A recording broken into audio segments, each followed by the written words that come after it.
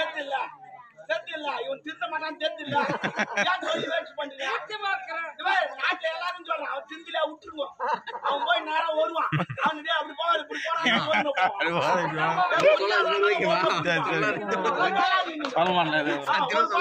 சொன்னா அவன் 2 கோட்டை சொல்லாதீங்க குட்டியா சொல்லி போய் அது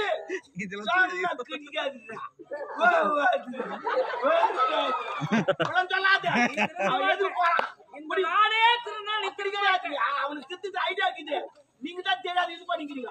அது குடிக்க போறானா என்ன ஒரு கோட்டை எக்ஸ்ட்ரா கொடுத்தா அப்படின்னு சொல்லி போய் ஐயோ நான் குடிக்க பண்ணி சொல்லுவான்